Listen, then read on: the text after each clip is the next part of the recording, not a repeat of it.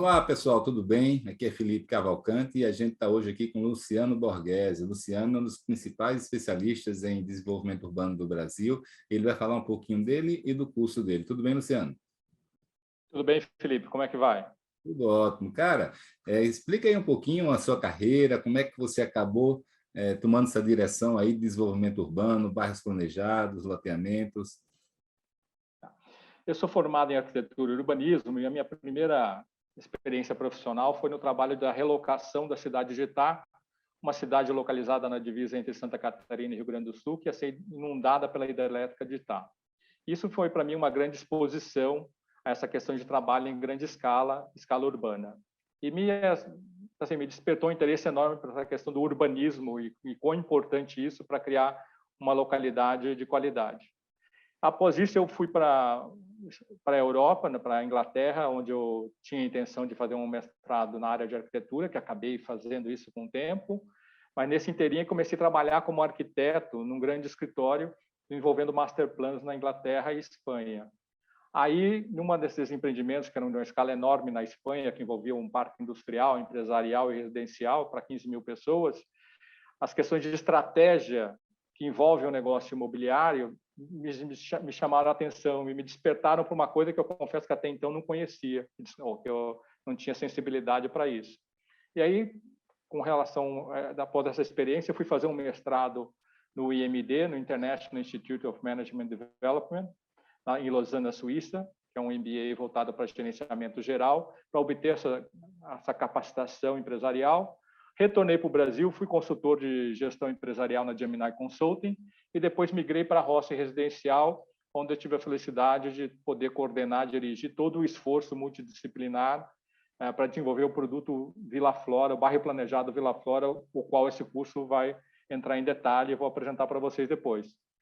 E após a experiência do Vila Flora, que para mim foi assim a consolidação de tudo que eu sabia e me abriu olhos para um monte de coisa que eu não sabia, e eu aprendi com um monte de coisa que eu errei, ou que muita gente errou em conjunto, que a gente achou que era por aquele caminho, não é? Eu acabei migrando para a DRTZ, que é uma empresa de consultoria de estratégia de produto imobiliário, que dá apoio a empreendedores na área de incorporação e desenvolvimento urbano. Então, basicamente, esse é o resumo da minha experiência profissional. Bacana. Vamos falar um pouquinho do Vila Flora, né? O Vila Flora é um bairro planejado que é grande referência, né? E por que ele é uma referência tão grande, Luciano? Bom, o Vila Flora ele nasceu de uma perspectiva da roça residencial lá atrás, logo após a consolidação. A gente está falando aí de 97, tá? O empreendimento foi lançado em 1999, da empresa vislumbrar que com a estabilização do mercado e maior ganho de renda das segmentos de menor renda, abriria-se um mercado imenso no mercado imobiliário. E a empresa tinha um foco em produto. Então, ela resolveu investir nesse segmento de menor renda, mas como era um segmento que você tem que oferecer habitação em grande escala, você inevitavelmente esbarrava na questão urbana. Então, você precisava fazer um empreendimento que urbanamente fosse muito agradável ou que, vamos dizer, neutralizasse toda a percepção negativa que existia no mercado de habitação em massa até então, que até hoje persiste ainda, de que habitação em massa é igual a algo negativo. Perfeito. E a ideia era justamente quebrar esse paradigma, né? Assim, nós vamos fazer habitação em massa de boa qualidade urbana, paisagística e arquitetônica. Daí se montou um time imenso, com colaboradores internos e externos, onde a gente desenvolveu 2 anos de esforço para criar um bairro que ele tem 800 mil metros quadrados, tá? De área total, resultou em 49 condomínios residenciais com 3.473 unidades de apartamentos e casas, a maior parte são casas, 75%, e onde você tem claramente marcos urbanos, espaços centralidades, marcos urbanos que identificam claramente a identidade do empreendimento e que a principal função, que é uma das que a gente queria neutralizar, era atrair um público-alvo, na medida do possível, né? Atrair um público com diversidade de perfil familiar e de renda. E isso foi um sucesso enorme no Vila Flora, que você tem apartamento desde 45 metros até casa de 125 metros. E nesse intervalo aí, a gente tem 14 unidades disponíveis lançadas ao longo dos 10 anos de comercialização e implantação. E só para quem não conhece, o bairro foi um bairro aberto, onde foram criados grandes lotes, e daí em cada um desses 49 lotes foi feito um condomínio horizontal ao longo do tempo, conforme demanda, e o bairro é implantado em etapas, assim como seus espaços públicos e também a constituição da Associação de Moradores, que é um dos grandes diferenciais do bairro. O motivo dele estar preservado até hoje foi porque foi feito esse trabalho pioneiro de desenvolvimento comunitário, de integrar as pessoas, e com isso as pessoas entenderam que juntas temos uma qualidade de vida melhor, e como é que dá ouvidos a todos, e como é que a gente consegue chegar no equilíbrio para todo mundo viver melhor. E isso acabou perpetuando o conceito do empreendimento. E você vai lá hoje, mais de 20 anos depois do lançamento do empreendimento e mais de 12 anos após a última entrega, o bairro está totalmente preservado, com uma qualidade urbana e arquitetônica e paisagística, assim, de padrão nível A. E a gente está falando de uma comunidade aí, de um bairro de menor renda, entendeu? Uma renda média baixa. Luciano, você falou uma coisa que me chamou muita atenção, né? Não só naquela época era desafiador, porque os conceitos, né, assim, de habitação popular não incluem muito o desenho urbano de qualidade, mas isso continua até hoje, se perpetua. Qual é o grande desafio, o obstáculo? Por que que a Vila Flora conseguiu e as demais empresas não fazem? Vai ser meu desafio no dia a dia, até profissional. As pessoas entenderem que elas têm que formar um endereço com identidade. E usar o jargão que o movimento do novo urbanismo usa muito nos Estados Unidos, que é criar um sentimento de lugar. E daí isso significa o que no final? É estruturar o desenho urbano através dos espaços urbanos onde as pessoas vão se encontrar, onde elas vão ter a vida em comum. E as pessoas hoje estão acostumadas ainda a simplesmente fazer desenhos de quadras e ruas. Elas fazem quadras, ruas e praças. Elas não criam assim, espaços urbanos, cada um com uma identidade ou com uma característica que vai atrair as pessoas em determinada época do ano, ou determinada época da semana, dia da semana, ou diária, ou horário do dia. Então, assim, você tem que criar a partir do espaço, assim, que é um pouco não, é o que o Engel fala. Você pensa no espaço, pensa nas pessoas, no espaço e depois nos prédios. É a mesma coisa. Então, tipo assim, o que eu vou fazer? Só que eu meio que começo pelo meio do caminho, né? Minha sugestão. Que espaço que você vai criar para atrair essas pessoas? Você tem que ter que desenhá-los em função das pessoas que você vai atender. E como é que depois você vai envolver isso com edificação, ou no caso de loteamento, vamos dizer, desenho urbano, com as quadras e os lotes ou condomínios de casa. Então, o foco muda para o espaço e não para o produto imobiliário. Então, você começa pelo espaço, depois você chega no produto imobiliário, enquanto que o mercado, até hoje, ele ainda foca muito no produto imobiliário. E o cliente não quer mais só comprar um lote ou comprar um imóvel. Ele quer ter e mais ser e viver.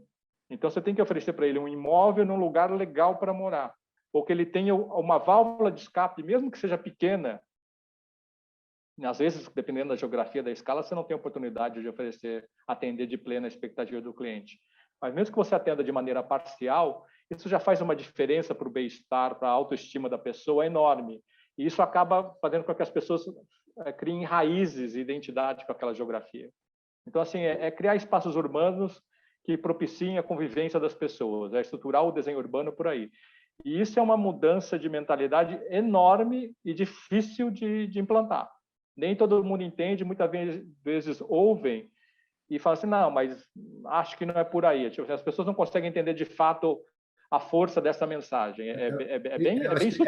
Eu percebi que é difícil de visualizar e que a pessoa precisa ver, né? É o famoso ver para crer, para sentir, para entender. Agora, Luciano, deixa eu só, para finalizar aqui, o que é, nesse seu curso, quais são os principais pontos que os alunos vão aprender durante o curso? Tá. Eu vou inicialmente elucidar para eles o contexto e os desafios que o Vila Flora foi criado, até para entender, não surgiu do nada, mas também vou entrar num detalhado e mostrar para as pessoas, dissecar como é que foi o processo de desenvolvimento de produto, quais são os principais norteadores desse desenvolvimento do produto, que acabou resultando no produto que você vai lá e as pessoas visitam e falam assim, nossa, que interessante, que legal, que bonito, só que tem uma série de de decisões de produto ou camadas de decisões que foram tomadas e que foram planejadas no processo de desenvolvimento de produto. Então, vou entrar em detalhes sobre isso.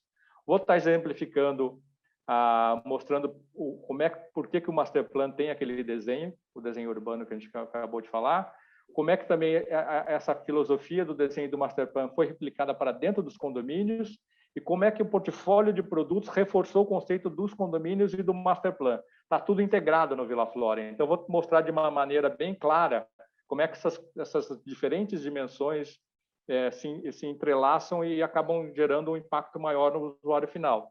Também vou falar sobre a questão da associação, entrar em detalhes sobre a associação de moradores, a sua importância e o trabalho que foi feito lá, que resulta na perpetuação do conceito.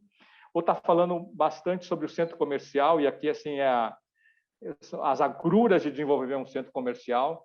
A atividade de centro comercial ou atividade comercial é radicalmente diferente da residencial, segue outra dinâmica, é muito diferente. Então, a gente apanhou no Vila Flora e aprendeu, então tem alguns aprendizados que eu gostaria de passar para todo mundo. E também explicar assim, quais foram, de uma maneira bem sintética, qual foi a estratégia, vamos dizer, o que eu chamo assim de fatores viabilizadores do empreendimento, que não é só desenho urbano, foi uma composição de racionalização do desenho urbano, racionalização de processo construtivo, que viabilizou toda aquela engenharia que a gente vê, todo aquele produto que está lá fora. Porque qual foi o grande desafio do Vila Flora? Foi fazer um produto qualidade muito superior que o mercado oferecia, mas pelo mesmo preço. Então, daí, com relação a isso, você tem que fazer algumas calibragens no teu processo de desenvolvimento de produto, tanto desde o desenho do Master Plan como no sistema de construtivo, para conseguir ter uma racionalização de custo, para você criar, vamos dizer, uma gordura, uma sobra, para você conseguir arcar com os diferenciais do bairro, que são os equipamentos comunitários, e também o projeto de desenvolvimento comunitário. Então, vou estar entrando em detalhe nessas questões. Então, uma visão assim, sem Photoshop, do o que é fazer um bairro como Vila Flora, e por que ele é diferenciado e como ele foi feito. Então, basicamente, é um raio-x que eu acho que o mercado não está acostumado a ver isso. Que bacana, cara. Eu acho que vai ser show, realmente, viu? Eu mesmo estou ansioso para ver. Viu? Luciano, obrigado, cara. Sucesso aí na sua caminhada, hein? Muito obrigado, Felipe. Foi um prazer aí. Sucesso para os cursos da MAT.